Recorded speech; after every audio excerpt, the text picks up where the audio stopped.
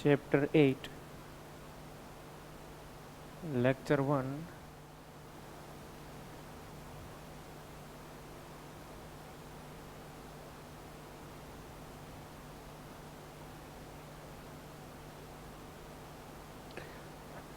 નવું ચેપ્ટર છે એ આપણે સ્ટાર્ટ કરીએ છીએ, ડી અને એફ વિભાગના તત્વો.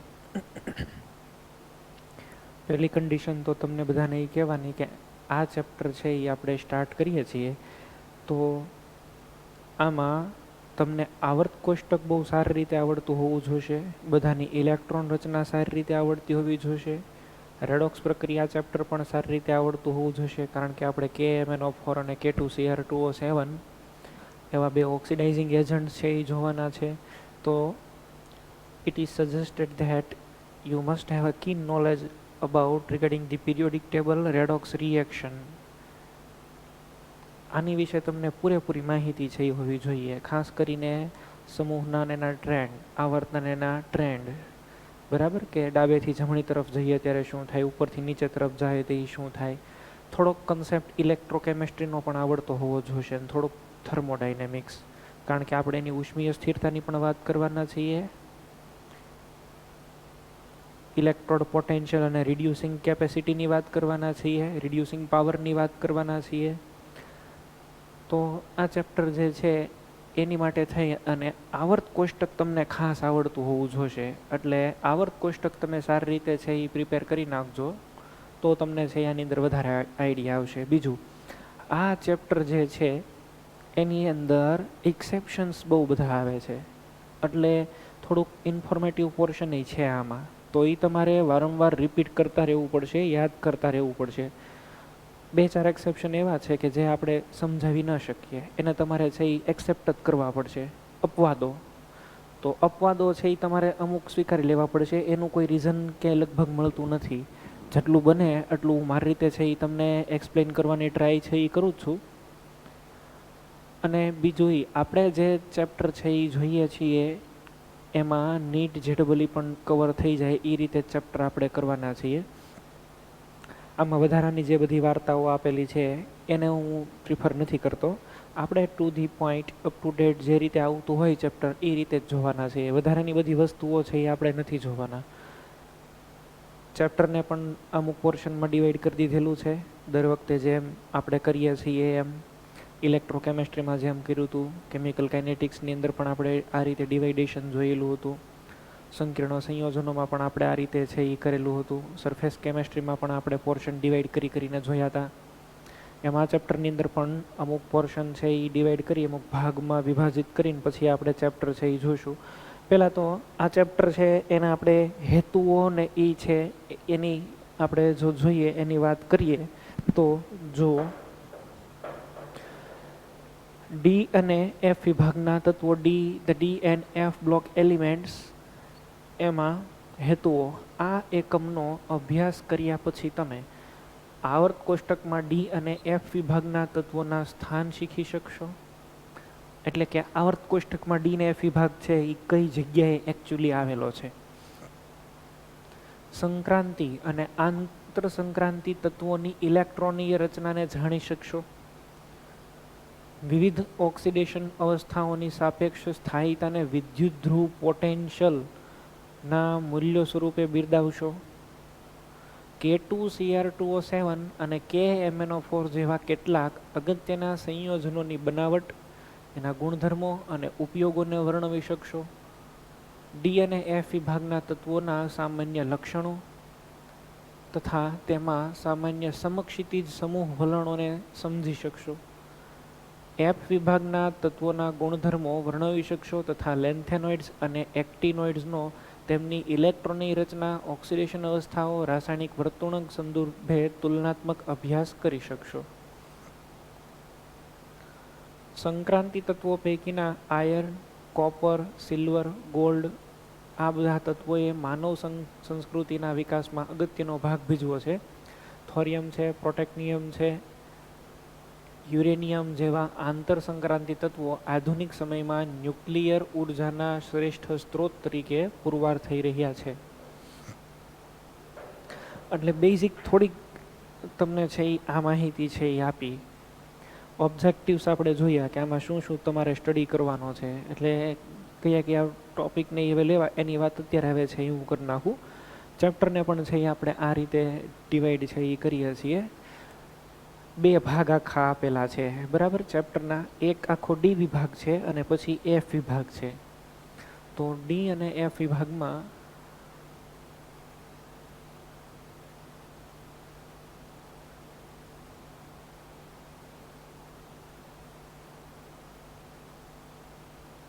પહેલાં જે કંઈ બધી જ વાત કરવાની છે ને એ ડી વિભાગની વાત કરવાની છે.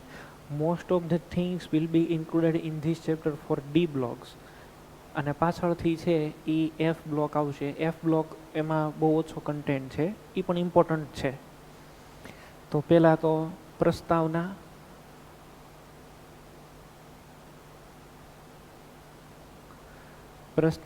આપણે જોવાના છીએ ને આની અંદર અમુક ટોપિક જોશું, જેમ કે પ્રસ્તાવનાની અંદર સૌથી પહેલું આવર્ત કોષ્ટકમાં સ્થાન.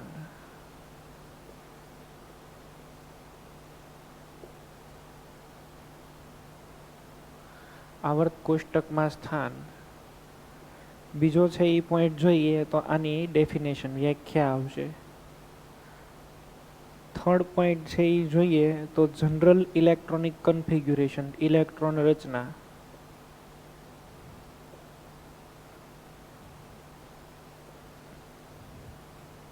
ફોર્થ પોઈન્ટ છે એનું વર્ગીકરણ.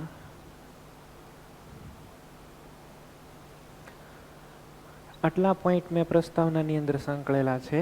આની પછી જે છે સેકન્ડ પોર્શન, આ પ્રસ્તાવનાની એની વાત કરી.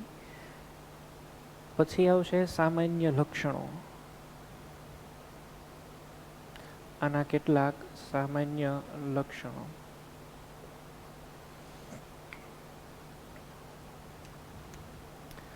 સામાન્ય લક્ષણોની અંદર એમાં પેલું છે ધાત્વિક ગુણધર્મો અથવા ધાતુ લાક્ષણિકતા, પરમાણ્વીય અને આયોનિક ત્રિજ્યા,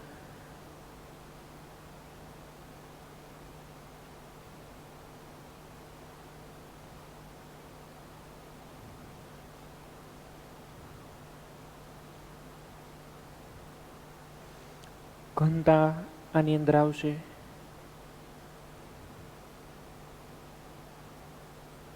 આના મેલ્ટિંગ પોઈન્ટની પણ વાત કરવાની છે. આયનીકરણ પોટેન્શિયલ, આયોનાઇઝેશન એનર્જી, આઈ, આની વાત છે એ કરવાના છીએ.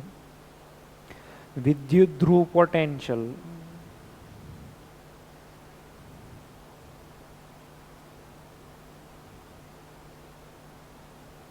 અને રિડ્યુસિંગ પાવર.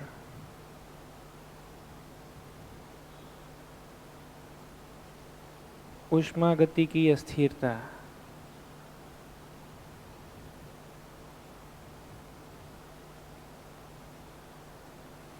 એટલે આની અંદર તમે સમજો, હું ઘણા બધા પોઈન્ટ લેવાનો છું. આ બધા એના કેરેક્ટરિસ્ટિક્સ, સિમ્પલ કેરેક્ટરિસ્ટિક્સ જ છે.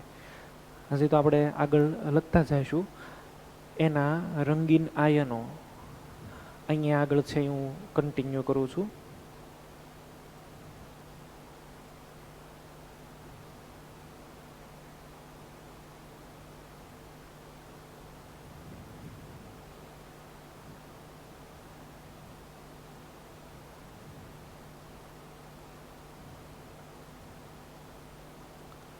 વિવિધ ઓક્સિડેશન અવસ્થાઓનો પણ આપણે અભ્યાસ કરવાનો છે.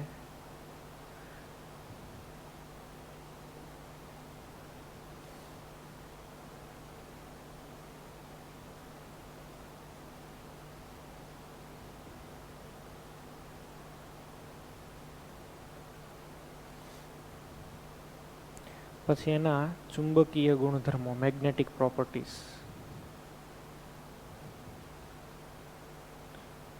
પછી એનો ઉદ્દીપક તરીકે વર્તવાનો ગુણધર્મ, કેટાલાઇટિક પ્રોપર્ટી, ઉદ્દીપકીય ગુણધર્મ.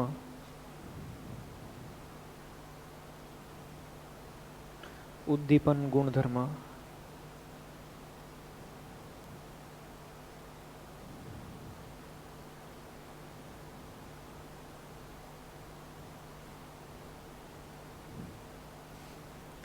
12મું છે આંતરાલીય સંયોજનો.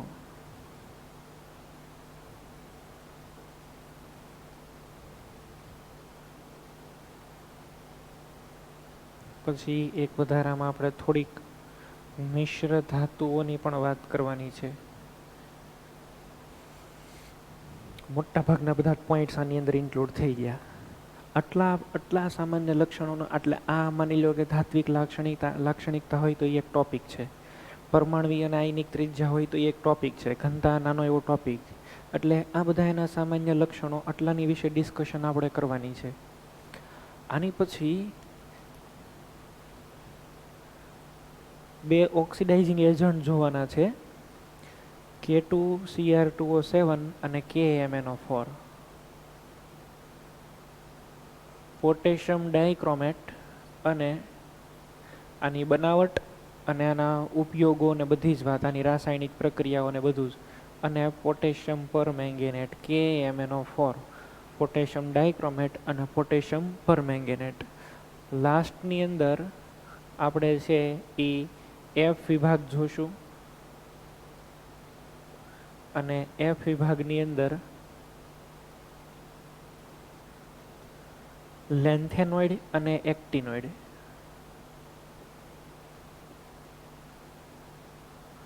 લેન્થેનોઇડ અને એક્ટિનોઇડ.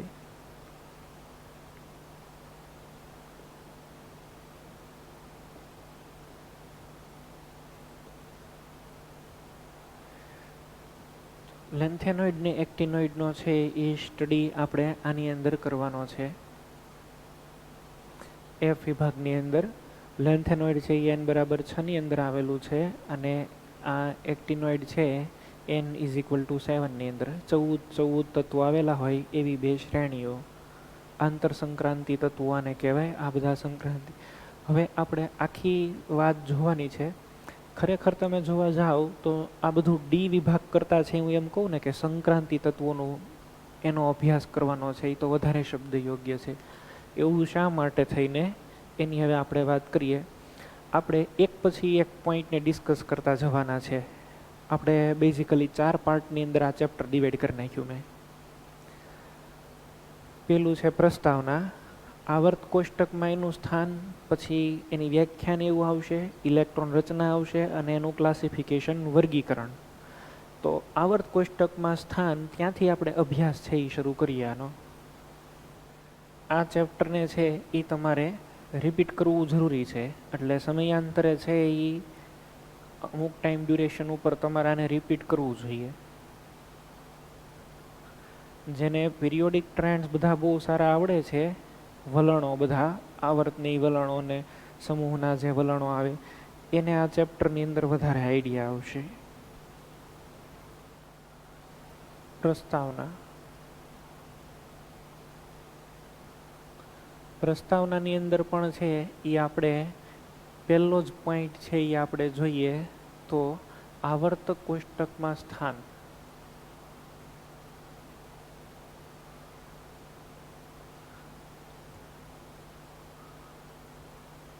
Position in the periodic table. આવર્ત કોષ્ટકની અંદર ડી વિભાગના તત્વોનું સ્થાન ક્યાં હોય છે? તો ડી વિભાગના તત્વો છે એ આવર્ત કોષ્ટકમાં S અને P બ્લોકની વચ્ચે આવેલા હોય.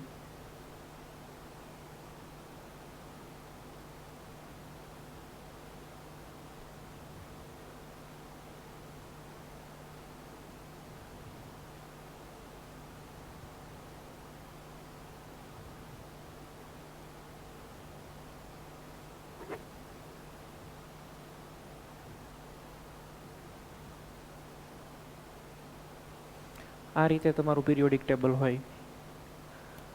આ આડા જે આવેલા હોય એને કહેવાય આવર્ત. ઊભા જે અભ્યાસ સ્ટડી કરો, બરાબર ઊભા સ્તંભ, કોલમ, એને એ કહેવાય સમૂહ. અહીંયા S બ્લોક આવેલો હોય, આ P બ્લોક, વચ્ચે છે એ D વિભાગ આવેલો હોય અને અહીંયા આગળ આ F વિભાગ છે.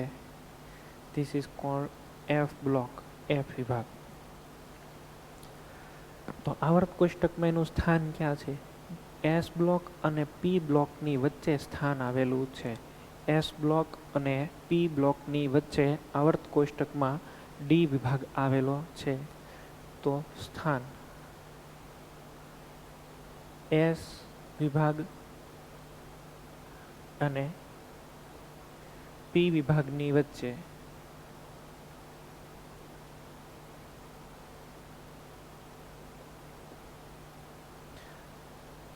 જો ડી બ્લોકની ડેફિનેશન દેવી હોય તો છે એ આપણે એવું કહી શકીએ, જે તત્વોની ઇલેક્ટ્રોન રચનામાં દાખલ થતો છેલ્લો ઇલેક્ટ્રોન ડી કક્ષકમાં દાખલ થતો હોય તો એને છે એ ડી વિભાગના તત્વો કહેવાય. દાખલ થતો છેલ્લો ઇલેક્ટ્રોન ડી વિભાગમાં દાખલ થાય એ એની લાક્ષણિકતાની કેરેક્ટરિસ્ટિક થઈ વ્યાખ્યા. ડી વિભાગની જો તમારે વ્યાખ્યા દેવી હોય તો જે તત્વોની ઇલેક્ટ્રોન રચનામાં દાખલ થતો છેલ્લો ઇલેક્ટ્રોન ડી વિભાગમાં દાખલ થાય તો તેને ડી વિભાગના તત્વો કહેવાય. હવે ડી વિભાગના તત્વોને છે એ આપણે સંક્રાંતિ તત્વો છે એવું પણ કહીએ છીએ.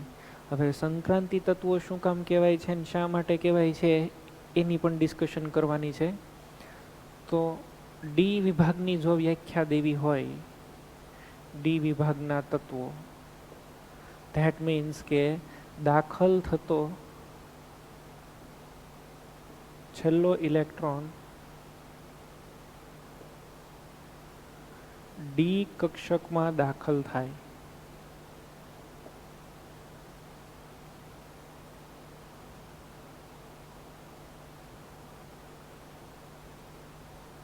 if the last electron enters in the d orbital then the element belonging from the d block, તો એ છે એ ડી વિભાગમાં આવેલો હોય એવું તમે કહી શકો.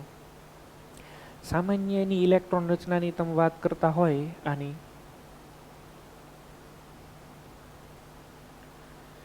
તો આ રીતે છે એ હોય. જો n-1 d 1 to 10 અને ns 0 to 2,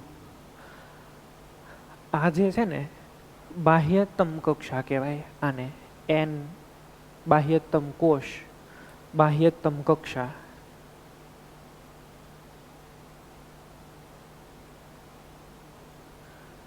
અને આ n-1 એટલે અંદરનું, જેમ કે આ 4s હોય તો આ છે એ શું હોય? 3D હોય.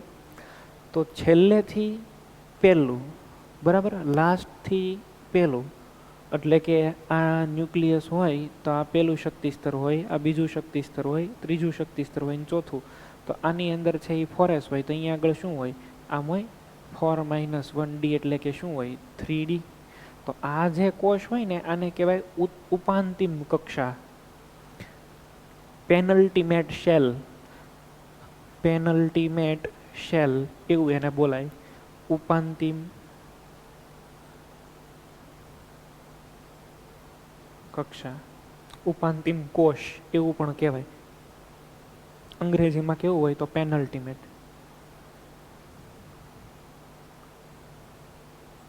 પેનલ્ટીમેટ શેલ આવું કહી શકીએ આપણે. હવે આમાં છે એ ચેન્જ ક્યાં મૂળ આવે છે? આ બધા કરતાં ડી વિભાગ કઈ રીતે અલગ પડે છે એની વાત હું અહીંયા આગળ તમને કરું. મેં તમને ડી વિભાગની ડેફિનેશન કીધી, એની સામાન્ય ઇલેક્ટ્રોન રચના કીધી. હવે ડિફરન્સ ક્યાં છે? એસ બ્લોક અને પી બ્લોક, આમાં જે ઇલેક્ટ્રોન દાખલ થાય ને એ ઓલવેઝ ક્યાં એન્ટર થાય? છેલ્લી કક્ષામાં, અહીંયા આગળ. અને આની અંદર ઇલેક્ટ્રોન દાખલ થાય ક્યાં એન્ટર થાય? n-1d ની અંદર. n-1d ની અંદર એટલે કે ઇલેક્ટ્રોન હંમેશા ઉપાંતિમ કક્ષામાં દાખલ થાય. એટલે આમાં સંયોજકતા ઇલેક્ટ્રોન ક્યાં આવેલા હોય? એસ હોય તો એસમાં જ હોય, પી હોય તો પીમાં જ હોય. આમાં સંયોજકતા ઇલેક્ટ્રોન બે જગ્યાએ હોય, ઉપાંતિમ કક્ષામાં હોય ને બાહ્યતમ કક્ષાની અંદર પણ હોય. એસ વિભાગના તત્વો છે એ વિદ્યુત ધન છે. આ કેવા છે? ઇલેક્ટ્રોપોઝિટિવ. આ બાજુ તમે આવો તો આ છે એ ઇલેક્ટ્રોન નેગેટિવ છે. આ બધાની અંદર ઇલેક્ટ્રોન ક્યાં દાખલ થાય? બાહ્યતમ કક્ષાની અંદર. એટલે કે અષ્ટક પૂરું કરે પછી એ શાંત થઈ જાય, પછી એ સ્ટેબલ થઈ જાય. આમાં એવું નહીં. આની અંદર ડી કક્ષક છે, ડી કક્ષકની અંદર કેટલા ઇલેક્ટ્રોન સમાય? 10. તો total n is equal to 3 હોય તો એ 18 ઇલેક્ટ્રોન પૂરો કરવાનું વલણ ધરાવે. ઓલામાં અષ્ટકનું વલણ હોય, આની અંદર 18 ઇલેક્ટ્રોન પૂરા થાય એટલે આમાં એક્સપાન્ડ થાય ઓક્ટેટ. PCl5 તમને છે એ ખબર હતી એનું કેમ અષ્ટક વધારે કરે, એની જેમ આની અંદર ડી કક્ષક હોય તો આ 18 ઇલેક્ટ્રોન. આ તો મેં તમને એક્ઝામ્પલ આપ્યું ખાલી, એ તો પી બ્લોકનું એલિમેન્ટ છે, પણ એક જસ્ટ તમને વાત કરી. તો આ વિદ્યુત ધન છે, આની બાજુ જાવ તો વિદ્યુત ઋણ આવે. આ બધા આયોનિક સંયોજનો બનાવે અને આ બધા છે એ સહસંયોજક બંધ બનાવે. તો આવર્ત કોષ્ટકની અંદર હવે તમે છે એ જુઓ ને તો આવર્તમાં ડાબીથી જમણી તરફ જાઓ ને તો એક પ્રકારની સંક્રાંતિ જોવા મળે તમને. એક પ્રકારની સંક્રાંતિ જોવા મળે ગુણધર્મોમાં. વિદ્યુત ધનથી ક્યાં જાઓ છો તમે? વિદ્યુત ઋણ. આયોનિક બંધ બનાવે એનીથી ક્યાં જાઓ? સહસંયોજક બંધ. તો ડાબીથી જમણી તરફ જતા ગુણધર્મમાં એક પ્રકારની સંક્રાંતિ જોવા મળ્યું ને આ બેની વચ્ચે કોણ છે? ડી વિભાગ. એટલે અહીંયા આગળ જે પણ કાંઈ તત્વો છે ને આને આપણે શું નામ આપીએ છીએ? સંક્રાંતિ તત્વો. તો સંક્રાંતિ તત્વો જે છે એનું કામ આ રીતનું અહીંયા આગળ હોય. સંક્રાંતિ તત્વો વર્ડ છે એ થોડાક ડિફરન્ટ છે, હજી આપણે આની વધારે બેટર ડેફિનેશન જોવાની. સંક્રાંતિ તત્વ ડી વિભાગમાં શું ફેર છે ખરેખર એની પણ આપણે એક પ્રકારની લાક્ષણિકતા છે સંક્રાંતિ તત્વ હોવું એ. તો બેઝિકલી આવર્ત કોષ્ટકમાં ક્યાં સ્થાન છે, ઇલેક્ટ્રોન લાસ્ટ ઇલેક્ટ્રોન એન્ટર ક્યાં થાય, કોની વચ્ચે આવેલો છે, ઇલેક્ટ્રોનેગેટિવ ને ઇલેક્ટ્રો પોઝિટિવ એલિમેન્ટ, ડાબી બાજુ બધા આયોનિક બંધ બનાવવાવાળા, જમણી બાજુ બધા સહસંયોજક બંધ બનાવવાવાળા, છેલ્લો ઇલેક્ટ્રોન દાખલ થાય ઉપાંતિમ કોષની અંદર દાખલ થાય, that is n-1d1 to 10 ns0 to 2. આમાં બધા છે એની આમાં ઇલેક્ટ્રોન રચનામાં આમાં કોઈમાં એસ ને પીમાં એવા એક્સેપ્શન નથી આવતા. આની અંદર તો અપવાદ આવે, જેમ કે તમે ક્રોમિયમ ને કોપર છે એ જુઓ. તો આ રીતે આ બધી બેઝિકલી જે મેં તમને વાત આખી કરી એ વાત છે એ શેની થઈ? તો કે એની ઇન્ટ્રોડક્શન. ડી વિભાગના તત્વો છે એ બહુ અગત્યના તત્વો છે. Fe છે, Mn છે. તો Fe છે એ લગભગ મોસ્ટલી વર્લ્ડની અંદર એ બહુ એબ્યુન્ડન્ટ છે, એટલે કે પૃથ્વીની અંદર એનું પ્રમાણ છે એ પ્રચુરતાથી છે એ મળી આવે. બાય વેઇટ એ તમને લગભગ પૃથ્વીની અંદરથી ત્રીજું છે એ પ્રમાણમાં મળી આવે એવું તત્વ હોય. Mn છે તો એ પૃથ્વીમાંથી 12મા નંબરે મળી આવતું હોય એવું તત્વ છે. અને ઘણા બધા આના ઉપયોગો પણ છે. અમુક સામાન્ય માહિતી હજી છે એ તમને આપી દઉં છું હું. આની અંદર જે કોપર છે, Ag છે અને Au છે, આ ત્રણને કોઈને જ મેટલ કહેવાય.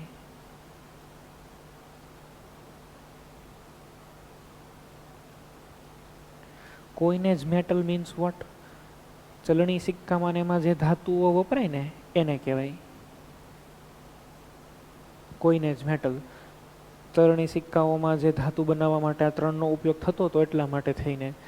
પછી પ્લેટિનમ છે, કોપર છે, Ag છે અને Au, આ બધાને કહેવાય noble gas. Noble metal, gas નહીં, ટેવ પડી ગઈ હોય. નોબલ મેટલ એટલે આ H+ ની હારે રિએક્શન ન કરે.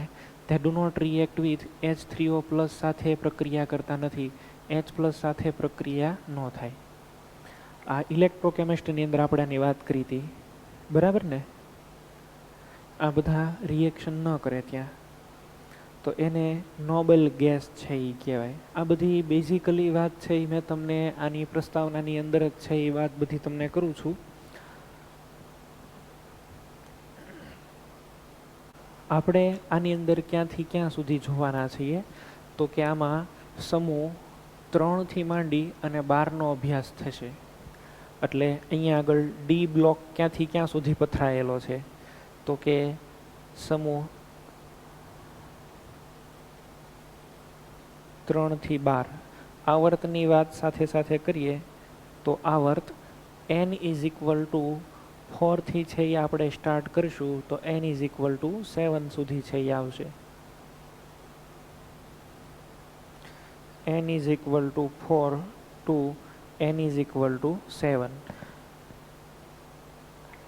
એમાં Fe છે આયર્ન એ ફોર્થ એલિમેન્ટ, પૃથ્વીના પોપડામાંથી સૌથી વધારે મળી આવતું ચોથું તત્વ છે. ટિટાનિયમ 5મું છે અને Mn છે એ 12મું તત્વ છે. પણ આપણે ખાલી Feનું યાદ રાખશું તો ચાલશે. એની ડેફિનેશનની છે એ પણ આપણે વાત છે એ કરી લઈએ અહીંયા આગળ. આવર્ત કોષ્ટકમાં સ્થાન. બીજું આ ડી વિભાગના તત્વોની વાત કરીએ.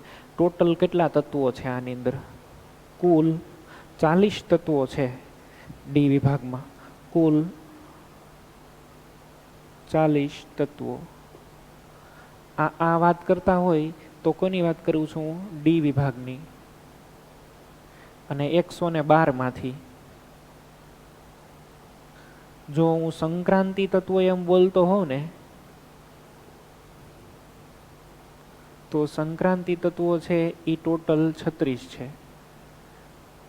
સંક્રાંતિ તત્વો અને ડી વિભાગમાં હું ફેર છે ને એની હવે ડિસ્કશન ઉપર આપણે ધીમે ધીમે જઈએ છીએ, પણ બેઝિક આઈડિયા મેં તમને એટલો ક્લિયર કરાવી દીધો.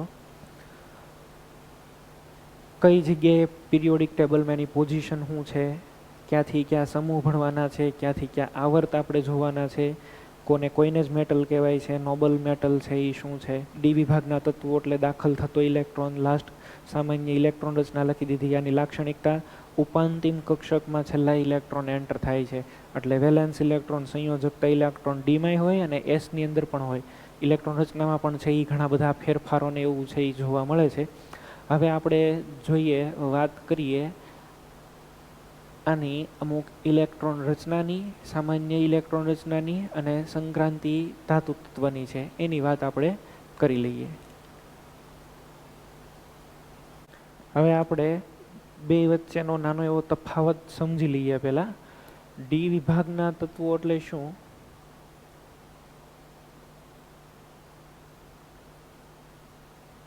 અને બીજું સંક્રાંતિ તત્વ એટલે શું.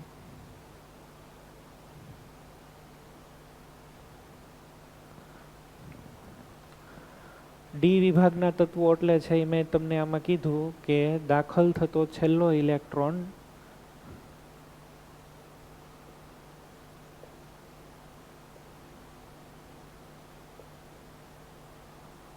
ડી કક્ષકમાં દાખલ થાય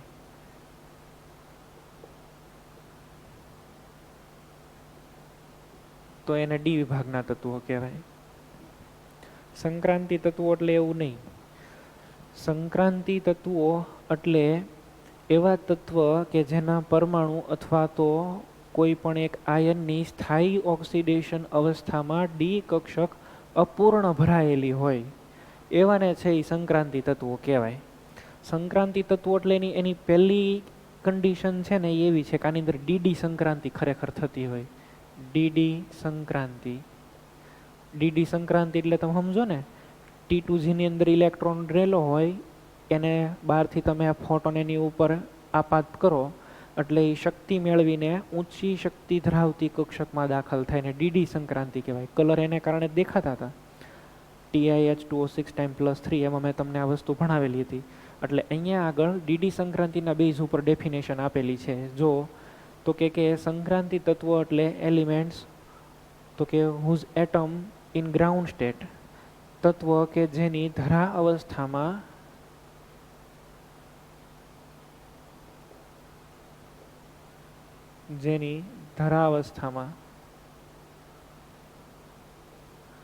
અથવા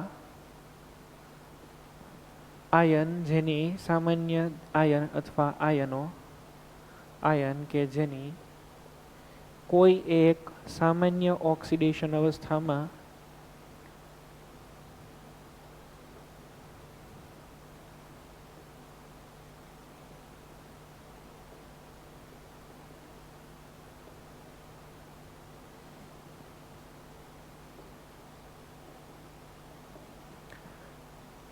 ડી કક્ષક અપૂર્ણ ભરાયેલી હોય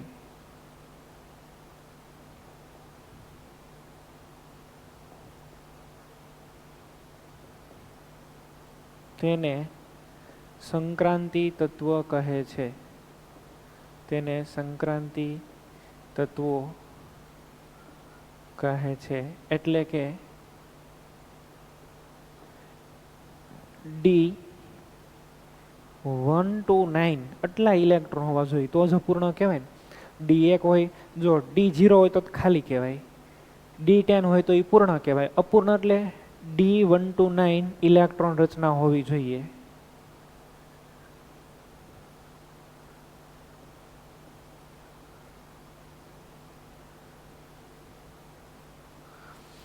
D1 to 9 ઇલેક્ટ્રોન રચના હોય ને એવા બધાને સંક્રાંતિ તત્વો કહેવાય. બીજા બધાને સંક્રાંતિ તત્વો કહેવાય નહીં. તત્વ કે જેની ધરાવસ્થામાં અથવા તો એનો આયન કે જેની કોઈ એક સામાન્ય ઓક્સિડેશન અવસ્થામાં ડી કક્ષક અપૂર્ણ ભરાયેલી હોય તો એને સંક્રાંતિ તત્વો કહેવાય, બાકી ન કહેવાય.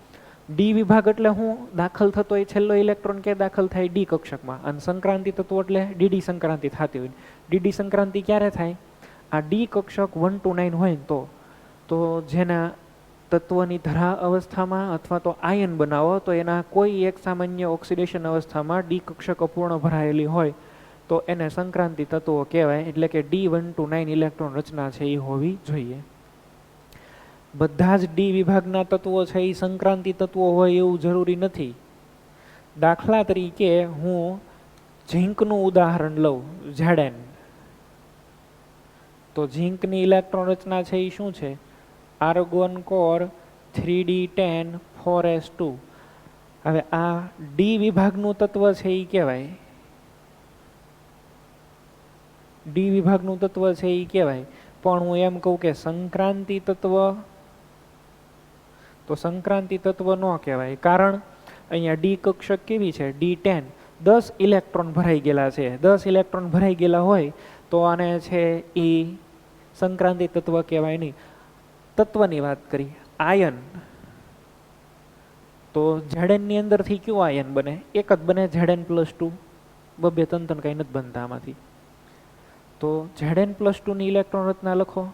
Argon core 3D10 4s0. હજી તમે જો શું છે, આ ડી કક્ષકની અંદર તો 10 ઇલેક્ટ્રોનના 10 ઇલેક્ટ્રોન જ રહ્યા. તો ઝીંક છે એ સંક્રાંતિ તત્વ ન કહેવાય, એને ડી વિભાગનું તત્વ કહેવાય, પણ સંક્રાંતિ તત્વ છે એ કહેવાય નહીં. સંક્રાંતિ તત્વ હોવા માટે D1 to 9 છે એ હોવું જોઈએ. સેમ એ જ રીતે ઝીંકની નીચે છે એ કોણ આવે? કેડમિયમ આવે. એની નીચે કોણ આવે? મર્ક્યુરી આવે. એની નીચે છે એ શું આવે? Cn, કોપરનિશિયમ, 112મું તત્વ. તો એની નીચે Cn આવે. તો ઝીંક, કેડમિયમ, મર્ક્યુરી ને Cn, આ 4 તત્વો છે એ સંક્રાંતિ તત્વો નથી. એટલા માટે થઈને જ મેં હમણાં લખ્યું હતું, ડી વિભાગ પૂછે તો એમાં કેટલા તત્વો હોય? 40. પણ સંક્રાંતિ તત્વો કે તો કેટલા હોય? આ 4ને કાઢી નાખો તો કેટલા રહે? 36. તો આનું કન્ક્લુઝન એવું આવે કે સંક્રાંતિ તત્વો જેટલા કાંઈ છે ને એ બધા ડી વિભાગના તત્વો કહેવાય, પરંતુ બધા જ ડી વિભાગના તત્વો સંક્રાંતિ તત્વો હોતા નથી. શું મેં પોઈન્ટ કીધો? સંક્રાંતિ તત્વો બધા જ ડી વિભાગના તત્વો છે. સાચી વાત? યસ ઓર નો? હું બોલું એમાં યસ ઓર નો કહેજો. સંક્રાંતિ તત્વો બધા જ ડી વિભાગના તત્વો છે. સાચી વાત. ડી વિભાગના બધા જ તત્વો સંક્રાંતિ તત્વો છે. ખોટી વાત થઈ ગઈ, બરાબર? Wrong point. ડી વિભાગના બધા જ તત્વો સંક્રાંતિ તત્વો નથી. સંક્રાંતિ તત્વો કોને કહેવાય? જેમાં ડીડી ટ્રાન્ઝિશન થતી હોય, એટલે કે તત્વ જેની ધરાવસ્થામાં અથવા તો આયન કે જેની કોઈ એક ઓક્સિડેશન અવસ્થામાં ડી કક્ષક અપૂર્ણ ભરાયેલી હોય એને સંક્રાંતિ તત્વો કહેવાય. આમાં ડીડી ટ્રાન્ઝિશન ન થાય. આમાં તમે ભાગ પાડીને જોવો જ લ્યો, અષ્ટફલકીય કોમ્પ્લેક્સ બનાવો આ રીતે. આ શું આવ્યું? Eg. અને નીચે છે એ શું હોય? T2G. તો આમાં બધા ઇલેક્ટ્રોન ભરાયેલા જ હોય, પૂરેપૂરા જ હોય આ રીતે. આમાં ક્યાં ટ્રાન્ઝિશન કરવા જેવું રહ્યું કાંઈ? એટલા માટે થઈ અને સંક્રાંતિ તત્વોની ડેફિનેશન છે એ આ પ્રમાણે આપણે આપી શકીએ. વ્યાખ્યાની પણ આપણે વાત કરી. હવે સામાન્ય ઇલેક્ટ્રોન રચનાની વાત કરી લઈએ આપણે. Electronic configuration.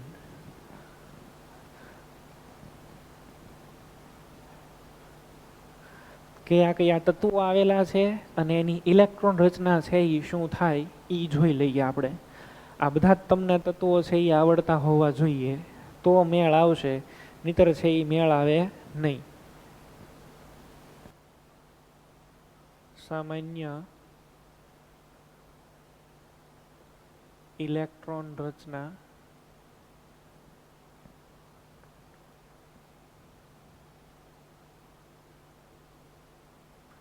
આ રીતે લખી શકાશે. n-1d 1 to 10 ડી વિભાગની સામાન્ય ઇલેક્ટ્રોન રચના લખું છું, સંક્રાંતિની વાત નથી. ns 0 to 2. ઘણી જગ્યાએ અહીંયા આગળ 1 to 2 લખે છે, 1 થી 2. હું એવું નથી લખતો, હું 0 થી 2 લખું છું. આની અંદર બધી જગ્યાએ અપવાદ આવ્યા કરવાના છે ઇલેક્ટ્રોન રચનામાં. જેમ કે પેલી સંક્રાંતિ શ્રેણી છે એની તમે વાત કરો, ક્યાંથી ક્યાં સુધી હોય, સ્કેન્ડિયમથી લઈ અને ઝિંક સુધી. તો સ્કેન્ડિયમથી લઈ અને ઝિંક સુધીની જે શ્રેણી આખી છે એ હું અહીંયા આગળ લખી દઉં છું કે ક્યાંથી ક્યાં છે એ સુધીના હોય. જો n = 4 ની અંદર છે એ આવે. સ્કેન્ડિયમ 21 પરમાણુ ક્રમાંક છે એ સ્કેન્ડિયમથી લઈ અને ઝિંક સુધીને આ પહેલી શ્રેણી કહેવાય. પછી n = 5 માં આવે, યટ્રિયમથી લઈ અને કેડમિયમ સુધી આવે.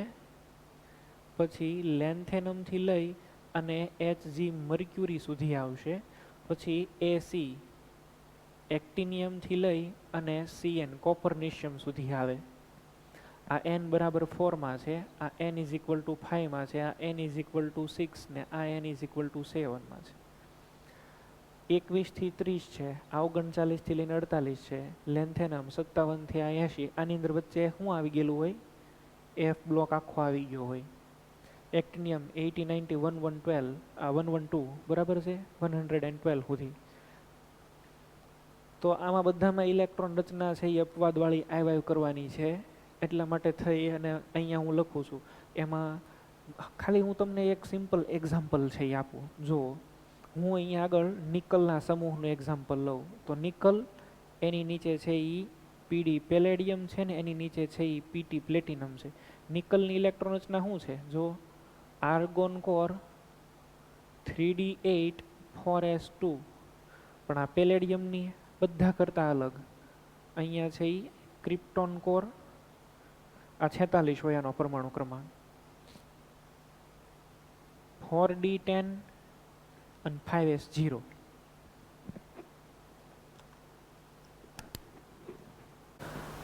આની હવે ઇલેક્ટ્રોન રચના હું લખું. Xenon core 5d9 and 6s1. જો લ્યો આખા સમૂહની બધાની ઇલેક્ટ્રોન રચના અલગ. નિકલમાં 4s2 અને 3d8. હવે આવી છે ત્યાં નીચેની જેવી થવી જોઈએ. તો આમાં 5s શું છે, 0. એમાં પેલેડિયમ છે ને રેરેસ્ટ ઓફ ધ રેર છે. એસ કક્ષકમાં એક ઇલેક્ટ્રોન દાખલ ન થાય ને બધા હેમાં દાખલ થઈ જાય, ડીમાં. પ્લેટિનમ અપવાદ, એમાં એસ કક્ષકમાં એક ઇલેક્ટ્રોન રહે અને 5 ની અંદર છે એ અહીંયા 6s2 ને 5d8 થવું જોઈએ, એની જગ્યાએ 5d9 થઈ જાય. એટલે અહીંયા આગળ થઈને એટલા માટે થઈને સામાન્ય મેં શું લખ્યું, 0 થી 2. બાકી બધી જગ્યાએ 1 થી 2 લખેલું હશે, તો એમાં કોઈ પ્રોબ્લેમ નથી.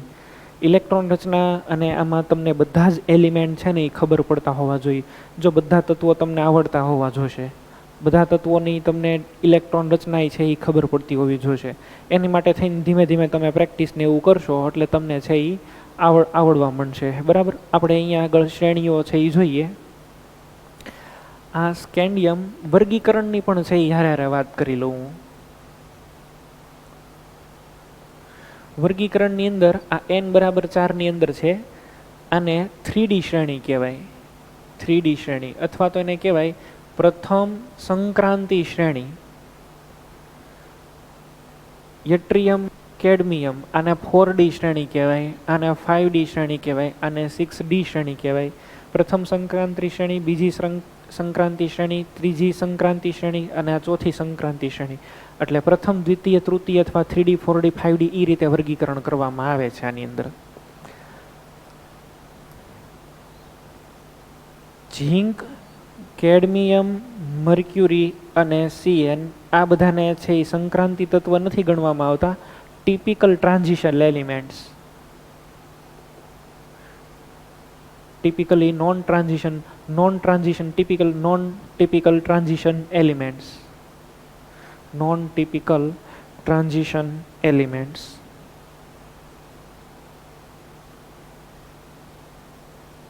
આવવાને છે એ કહેવાય છે.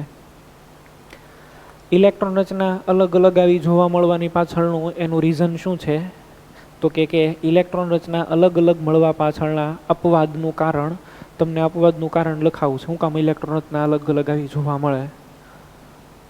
એમાં પેલું છે એક તો કેન્દ્ર અને ઇલેક્ટ્રોનનું આકર્ષણ.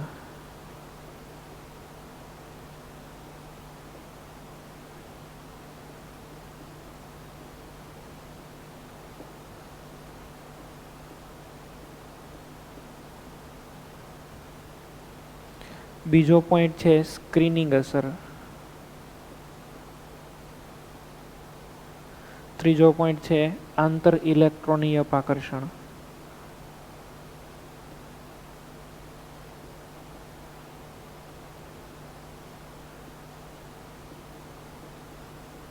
આ બધા પોઈન્ટ તમે આવર્ત કોષ્ટકમાં શીખી ગયેલા છો. આ હું તમને ડિટેલમાં નથી શીખવાડતો. હવે સ્ક્રીનિંગ અસર મારે તમને અત્યારે ક્યાં ડિટેલમાં ભણાવે જાવી. સ્ક્રીનિંગ અસરથી શું કામની ઇલેક્ટ્રોન રચના બધાની બદલાઈ ગઈ. કેન્દ્ર અને ઇલેક્ટ્રોન વચ્ચેનું અપાકર્ષણ થયું તો શું ફેર, આકર્ષણ થયું તો શું ફેર પડ્યો, આંતર ઇલેક્ટ્રોનીય અપાકર્ષણને કારણે છે એ શું ફેર પડ્યો. ચોથું એક્સચેન્જ એનર્જી. એને આપણે ગુજરાતીની અંદર છે એક્સચેન્જ એનર્જી જ રાખું છું. વિનિમય ઉર્જા એવું કરી નાખું છું હું. ઇલેક્ટ્રોન એક્સચેન્જ એનર્જી, ઇલેક્ટ્રોન વિનિમય ઉર્જા.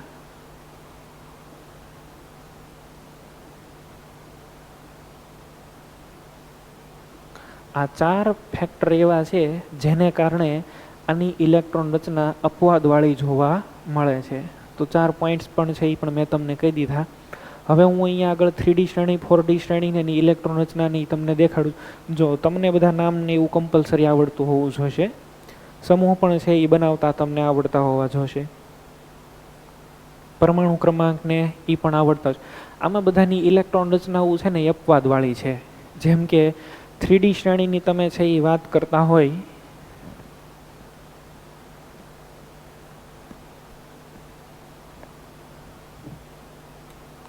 ની, તો 3D શ્રેણીની અંદર ક્રોમિયમ અને કોપર અપવાદ છે. 4D શ્રેણીની અંદર વાત કરતા હોય તો 41 નિયોબિયમ, ત્યાંથી સ્ટાર્ટ કરવાનું, 42 મોલિબ્ડેનમ છે, 43 ટીસી ટેકનેશિયમ છે, 44 રૂથેનિયમ છે, પછી રોહોડિયમ છે, પેલેડિયમ છે અને સિલ્વર છે. એટલે નિયોબિયમથી એજી આ બધા જ તત્વોની ઇલેક્ટ્રોન રચના અપવાદવાળી છે. 5D શ્રેણી છે એની અંદર અપવાદની અંદર હોય તો પ્લેટિનમ અને એયુ, આ બે, પ્લેટિનમ ને એયુ આ બે એની અપવાદવાળા છે. આટલાની ઇલેક્ટ્રોનની રચના અપવાદવાળી છે. આમાં તો આખી લાઈન છે, હળંગ કન્ટિન્યુએશનમાં લાઈન જ છે, એટલે એમાં કોઈ પ્રોબ્લેમ નથી. એક જનરલ પોઈન્ટ છે એ હું તમને લખાવી દઉં છું કે 43મું એલિમેન્ટ છે ટીસી, પરમાણુ ક્રમાંક 43. 43મું તત્વ જે છે ને એ માનવ સર્જિત સંશ્લેષિત તત્વ છે.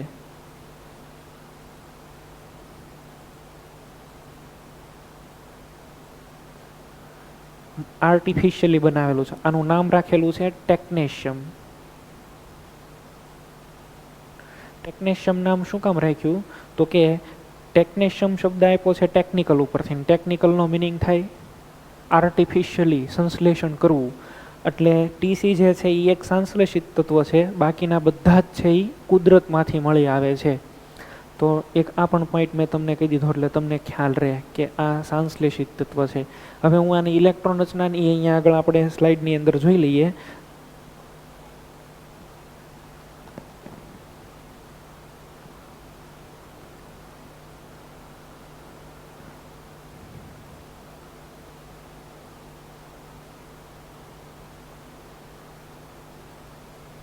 આપણે एक पछी एक बधा ज पॉइंट छे ई पहेला कवर करता जईए। जो स्लाइड छे ई जो प्रस्तावना छे एमां डी अने एफ विभागना तत्वोने अनुक्रमे संक्रांति धातुओ अने आंतर संक्रांति धातुओ तरीके छे ई ओळखवामां आवे छे।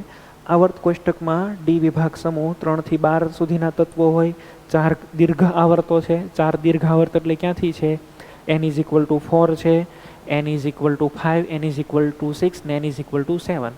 एफ विभाग बनावता तत्वो जेमां बे दीर्घ आवर्तो 4f ने 5f कक्षको आवेली होय n = 6 ने n = 7 मां आवे। एना नीचे अलग तळिये छे ई लखता होय छे आपणे।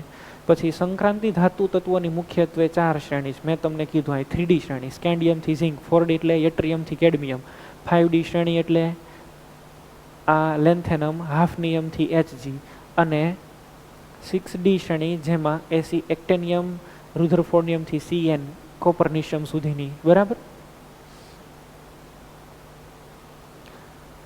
आंतर संक्रांति धातुओनी 2 श्रेणी सीरियम थी ल्यूटेशियम अने थोरियम थी लई अने लोरेन्शियम 103 ने आ सीरियम 58 होय। आ जे छे ई ल्यूटेशियम 103 मु तत्व छे। एने अनुक्रमे लेंथेनोइड्स ने एक्टिनोइड्स छे ई कहेवाय। वास्तवमां संक्रांति धातुओ नाम ते हकीकत परथी तारववामां आव्युं छे के तेना धातुओना गुणधर्मो एस अने पी विभागना तत्वोना गुणधर्म वच्चे संक्रांति पामता हता। आ मैं तमने जो कीधुं तुं बराबर, संक्रांति पामे छे ना गुणधर्म। एस तत्वो जे छे एस विभागना ई केवा छे विद्युत धन, पी विभागना ऋण, तो एनी वच्चे आना गुणधर्मो बेयनी वच्चे आवेला होय एटला माटे थईने एने छे ई शुं कहेवाय संक्रांति पामता हता। हालमां IUPAC मुजब जे धातुओना तटस्थ परमाणु अथवा तो आयनोमां डी पेटा कक्षक अपूर्ण भरायेली होय तेमने संक्रांति धातुओ तरीके व्याख्यायित करवामां आव्या छे। आ IUP एक डेफिनेशन। मैं तमने संक्रांति धातुनी व्याख्या करी। जो समूह 12 ना झिंक, केडमियम अने मर्क्युरी एनी धरा अवस्थामां तेमज सामान्य ऑक्सिडेशन अवस्थाओमां संपूर्ण डी इलेक्ट्रॉन रचना D10 धरावता होवाथी तेमने संक्रांति धातु तरीके गणवामां आवता नथी। नॉन टिपिकल ट्रांजिशन एलिमेंट छे। बराबर। बिन विशिष्ट संक्रांति धातुओ छे। जो के तेओ त्रणेय संक्रांति श्रेणीओ 3D 4D ने 5D ना अंतिम सभ्य होवाथी तेमना रसायण विज्ञाननो अभ्यास संक्रांति धातुओनी साथे करवामां आवे छे। तेमना परमाणुओमां आंशिक भरायेली डी अथवा एफ कक्षकोनी हाजरीने कारणे संक्रांति तत्वो तेना संयोजनोनो अभ्यास तेना मुख्य समूहना तत्वोथी जुदा पाडी दे छे। आ Zn एनी वात छे। एम छतां संयोजकतानो सामान्य सिद्धांत मुजब जे समूहनो तत्वो होय एने ई लागू पाडी शकाय। विविध किंमती धातुओ जेवी के सिल्वर, गोल्ड, प्लेटिनम तथा औद्योगिक महत्व धरावती धातुओ जेवी के आयर्न, कॉपर, टिटेनियम संक्रांति धातु श्रेणीनी अंदर समाविष्ट छे। आ एकममां संक्रांति तत्वोना परिचय उपरांत આપણે પ્રથમ તેમની ઇલેક્ટ્રોનની રચના, પ્રાપ્તિ સ્થાન, સામાન્ય લાક્ષણિકતાઓનો વિચાર કરીશું, જેમાં પ્રથમ હરોળની સંક્રાંતિ ધાતુઓના ગુણધર્મોના વલણ અને કેટલાક અગત્યના સંયોજનની બનાવટ અને ગુણધર્મો વિશે છે એ ધ્યાન આપીશું। ત્યારબાદ આંતર સંક્રાંતિ ધાતુઓના કેટલાક સામાન્ય ખ્યાલ જેવા કે ઇલેક્ટ્રોન રચના, ઓક્સિડેશન અવસ્થા, રાસાયણિક પ્રતિક્રિયાત્મકતા વગેરેનો વિચાર કરીશું। જો એમાં આપણે ડી વિભાગ સંક્રાંતિ તત્વો સ્ટાર્ટ કરીએ, એમાં પેલું છે આવર્ત કોષ્ટકમાં એનું સ્થાન। ડી વિભાગ આવર્ત કોષ્ટકમાં મોટો મધ્ય ભાગ રોકે છે, જેની બંને બાજુએ એસ અને પી વિભાગ અનુક્રમે આવેલા હોય। ડી વિભાગના તત્વો અને એસ વિભાગના તત્વોની મધ્યમાં રહેલું હોવાથી તેનું નામ સંક્રાંતિ આપવામાં આવ્યું છે। તેના પરમાણુઓમાં ઉપાંતિમ એટલે પેનલ્ટીમેટ ઉર્જા સ્તરોની અંદર ડી કક્ષકો ભરાય। આ રીતે સંક્રાંતિ ધાતુઓની 4 હરોળ 3D 4D 5D ને 6D બને છે। જો ચોથી હરોળ 6D હાલમાં અપૂર્ણ છે, એટલે એની અંદર જે બધા તત્વો, જો કે હવે તો બધા તત્વો ખબર પડી ગયા, પણ આ ઓલ્ડ સિલેબસના પોઈન્ટ ઓફ વ્યૂ અહીંયા લખેલું છે। સંક્રાંતિ તત્વોની આ શ્રેણીઓને 8.1 ની અંદર બતાવેલી છે અને એ આપણે ટેબલ છે એ જોઈ લઈશું ત્યારે।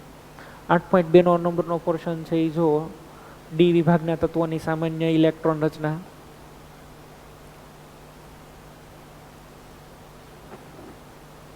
આ તત્વોની સામાન્ય ઇલેક્ટ્રોન રચના,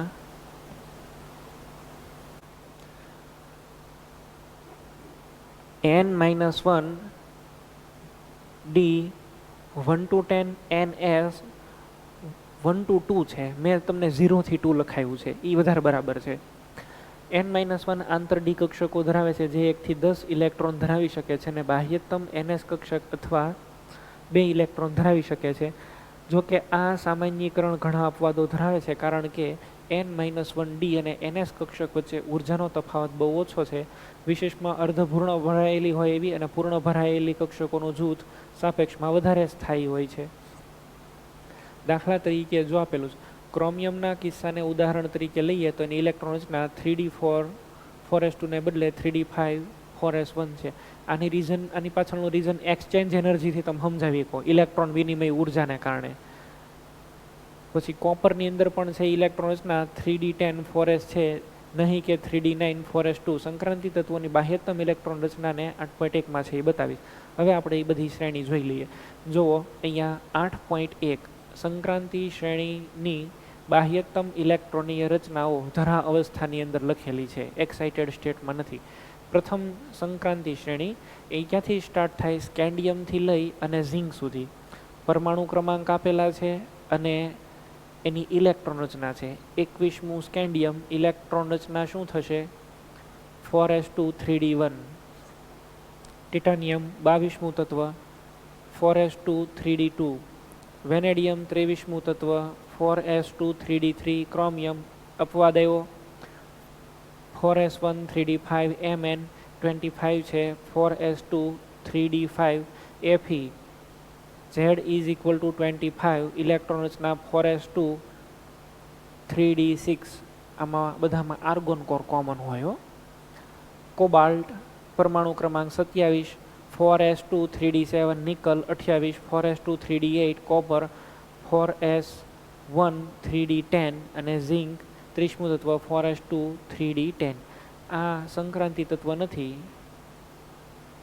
દ્વિતીય સંક્રાંતિ શ્રેણી છે એ જુઓ, યટ્રિયમથી સ્ટાર્ટ કરીને કેડમિયમ સુધી હોય. એમાં મેં તમને કીધું કે આમાં નિયોબિયમથી સ્ટાર્ટ કરીને છેક એજી સિલ્વર સુધી બધા જ અપવાદની અંદર હોય. Z બરાબર 39 યટ્રિયમ, 5s2 4d1.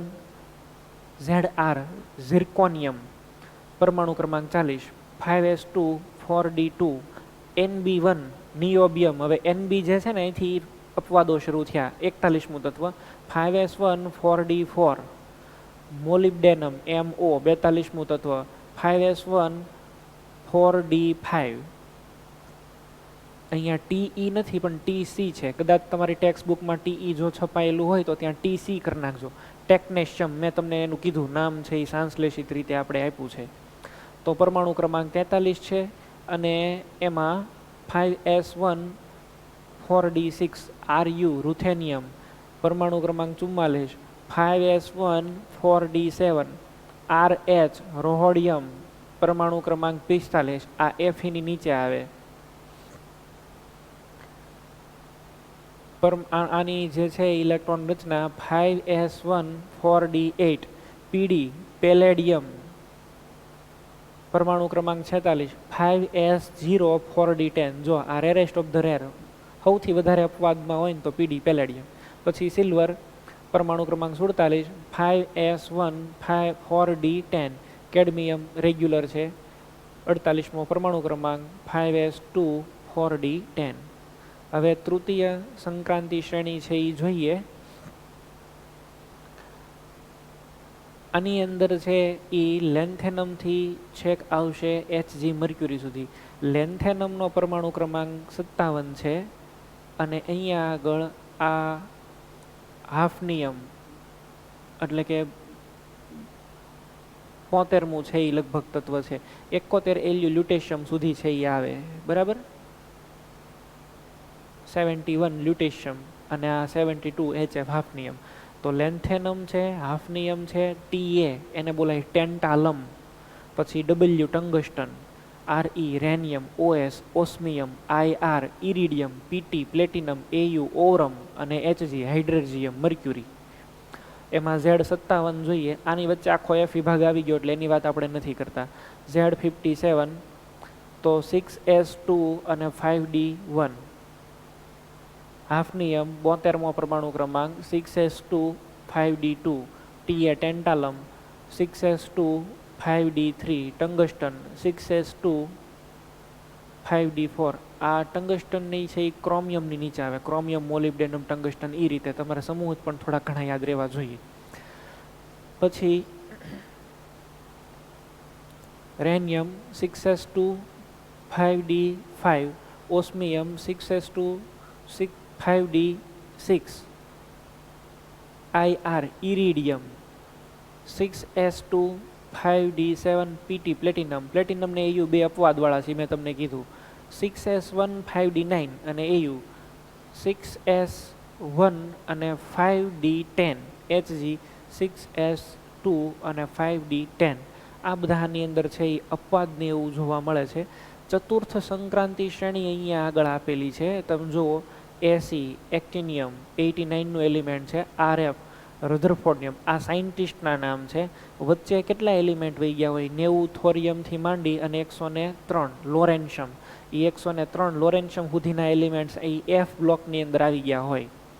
ડીબી ડબનિયમ છે એ બરાબર, એસજી સિબોર્ગિયમ, સિબોર્ગ ગ્લેન ટી સિબોર્ગ સાયન્ટિસ્ટનું છે એ નામ છે અને એના નામ ઉપરથી છે એ આને છે ને ઘણા બધા તત્વો સંશ્લેષિત રીતે ગોતેલા છે અને સંશ્લેષિત ટ્રાન્સયુરેનિક એલિમેન્ટ્સના પિતા કહેવાય એસજી સિબોર્ગ. તમારા આવર્ત કોષ્ટકમાં કદાચ આવી ગયું હોય નામ.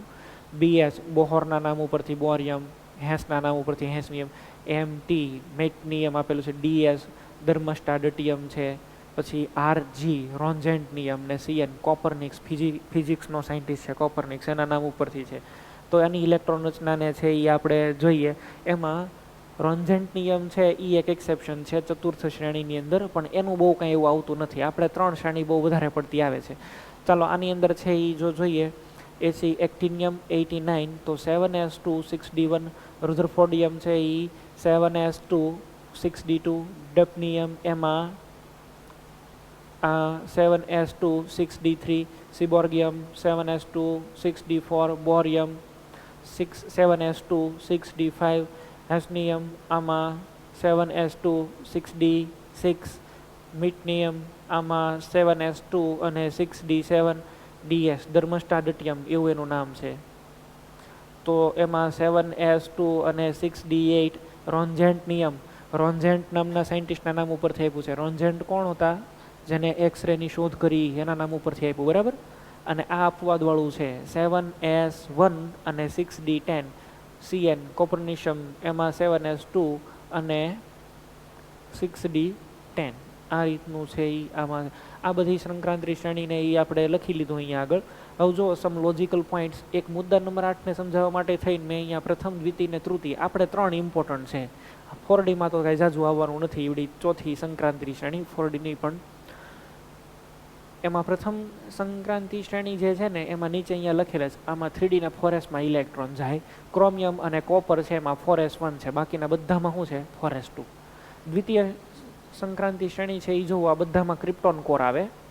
4D ને 5sમાં ઇલેક્ટ્રોન જાય. આમાં યટ્રિયમ, ઝિર્કોનિયમ, કેડમિયમ આમાં 5s2 અને પેલેડિયમમાં 5s0, બાકીના બધામાં 5s1 છે. પછી તૃતીય સંક્રાંતિ શ્રેણી છે એ જુઓ આ બધામાં 5D અને 6sમાં ઇલેક્ટ્રોન જઈને ઝેનોન કોર છે એ આવે. પ્લેટિનમ અને AUમાં ઇલેક્ટ્રોનનો અપવાદ છે, બાકીના કોઈનામાં આવતો નથી. તો આ આપણે એની ઇલેક્ટ્રોન રચનાની એની છે એ વાત કરી. કોયડા નંબર 8.1 છે એ જુઓ તમે ક્યાં આધારે કહી શકો કે સ્કેન્ડિયમ Z=21 સંક્રાંતિ તત્વ છે પણ ઝીંક નથી. આ મેં તમને વાત કરી સંક્રાંતિ તત્વની વાત કરી છે. સંક્રાંતિ તત્વ એટલે જેની સ્થાયી ઓક્સિડેશન અવસ્થા હોય અથવા તો એની ધરા અવસ્થા, બેમાંથી એકમાં ડી કક્ષક અપૂર્ણ હોવી જોઈએ. ઝીંકમાં બે કન્ડિશન ફૂલફિલ નથી થતી. સ્કેન્ડિયમમાં તો એની ધરા અવસ્થામાં 3D1 છે, જ્યારે ઝીંક હોય તો એમાં 3D10 અને Zn+2 તમે કરો તોય 3D10. એટલે ઝીંકને સંક્રાંતિ તત્વ ગણવામાં આવતું નથી. એને શું કહેવાય? Non typical transition element. એક લખાણ સંબંધિત પ્રશ્ન પણ અહીંયા આગળ આપેલો છે 8.1. સિલ્વર પરમાણુની ધરા અવસ્થામાં ડી કક્ષકો સંપૂર્ણ ભરાયેલી છે 4D10, તો તમે કઈ રીતે કહી શકો કે એ સંક્રાંતિ તત્વ છે. હવે ઝીંકની અહીંયા આગળ વાત થઈ ગઈ, આપણે સિલ્વરની વાત કરીએ. આમાં સિલ્વરની વાત છે એ પૂછે છે. એજી છે એ 4D સિરીઝનું તત્વ છે અને એમાં એની ઇલેક્ટ્રોન રચના છે એ તમે જો જુઓ તો એમાં 4D10 અને 5s1 આ પ્રકારની ઇલેક્ટ્રોન રચના છે એ હતી. બરાબર. પરમાણુ ક્રમાંકાનો શું હોય? 47. 47 ઇલેક્ટ્રોન રચના છે એ શું થશે? અહીંયા ક્રિપ્ટોન કોર 4D10 5s1. તો આમાં તો એની ધરા અવસ્થામાં તો 4D પૂરી ભરાયેલી, તો આ ડી વિભાગનું તત્વ ન હોવું જોઈએ. પણ સિલ્વર છે ને એ એક સંયોજન આ બનાવે, AgF બનાવે ને AgF2 બનાવી શકે. આ સ્ટ્રોંગ ફ્લોરિનેટિંગ એજન્ટ છે, અપવાદવાળો છે. આમાં સિલ્વરની ઓક્સિડેશન અવસ્થા શું હોય? Ag+2. હવે Ag+2 હોય તો આની ઇલેક્ટ્રોન રચનામાં શું આવે? Krypton core 4D9. જો ડી કક્ષક કેવી છે? અપૂર્ણ ભરાયેલી. એટલા માટે થઈને સિલ્વરને આપણે શેમાં ગણીએ છીએ? સંક્રાંતિ તત્વમાં ગણીએ છીએ. AgF બને અને AgF2 બને. આ એક અપવાદવાળું તત્વ છે સિલ્વરનો, જેમાં +2 ઓક્સિડેશન નંબર હોય. બાકી જનરલી સિલ્વર +1માં જ હોય, પણ આ એક્સેપ્શનલ કેસ છે એ આની અંદર જોવા મળે છે આપણને.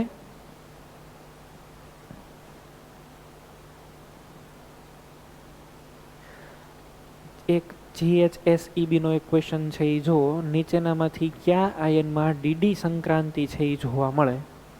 Zn+2માં D10 હોય, એમાં સંક્રાંતિ ન થાય.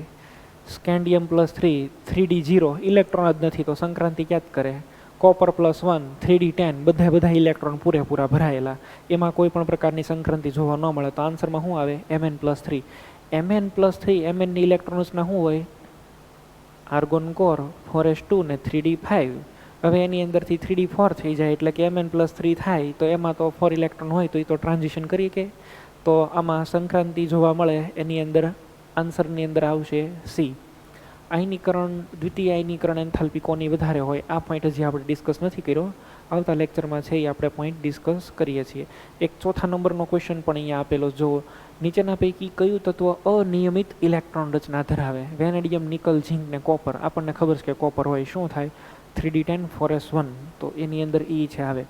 આઠમા નંબરનું છે એ જો, પ્રથમ સંક્રાંતિ શ્રેણીના તત્વોની બાહ્યતમ કક્ષાના મુખ્ય ક્વોન્ટમાંકનું મૂલ્ય કેટલું? બાહ્યતમ કક્ષાની વાત કરીને પ્રથમ સંક્રાંતિ શ્રેણી. પ્રથમ સંક્રાંતિ શ્રેણી એટલે n=3, તો એ n-1 3 હોય તો n કેટલો હોય? 4.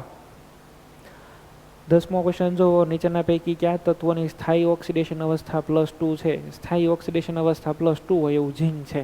ઝાડનની સ્ટેબલ ઓક્સિડેશન સ્ટેટ +2 હોય. 12મું જુઓ, નીચેના પૈકી કયો આયન 3Dમાં વધુમાં વધુ ઇલેક્ટ્રોન યુગ્મ ધરાવે છે? ઇલેક્ટ્રોન યુગ્મ તમારે બનાવવાના. ઇલેક્ટ્રોન યુગ્મ એટલે તો તમે સમજો છો ને, કપલ્સ છે એ બનાવવાના છે. મેક્સિમમની અંદર છે એ કેટલા મળે? સપોઝ કે આ Fe2 છે, તેમાં ઇલેક્ટ્રોન રચના શું થાય? 3D6 એવું થશે. 4s2 3D6. તો 3D6 હોય ને તો એમાં એક ઇલેક્ટ્રોનની પેર મળે. એવી મેક્સિમમ છે એ Mnમાં પણ બનાવવાની. કોબાલ્ટમાં તો કોપર +2ની અંદર મેક્સિમમ બને, 4 પેર બને. આમાં કોપર +2 માટે છે એ તમે લખતા હોય તો 3D5. તમારે કેટલા લખવાના છે? 3D9. આમ થાય 5 ટાઈપ આના ડીના, તો 3D9. હવે આમાં બનાવો, આ 1 2 3 4 5 6 7 8 અને 9. જો પેર કેટલી બની? પેર =4. એટલે આની અંદર આન્સરની અંદર છે એ બી થવું જોઈએ. 17મો ક્વેશ્ચન જુઓ, નીચેનામાંથી કયું તત્વ ડી વિભાગનું હોવા છતાં સંક્રાંતિ તત્વ ગણાતું નથી? ઝીંકને નથી ગણતા, કેડમિયમને નથી ગણતા, ને મર્ક્યુરીને અને Cn તો આપેલા બધા જ આની અંદર થઈ જાય. M+2 આયન જેની ઇલેક્ટ્રોન રચના આર્ગોન 3D18 હોય એવો 3D8 હોય સોરી, તો એવો પરમાણવીય ક્રમાંક છે એ કોણ છે? આ M+2 નિકલ +2ની ઇલેક્ટ્રોન રચના આવી થઈ જાય. નિકલનો પરમાણુ ક્રમાંક કેટલો છે? 28. તો આન્સરમાં છે એ 28 છે એ આવે.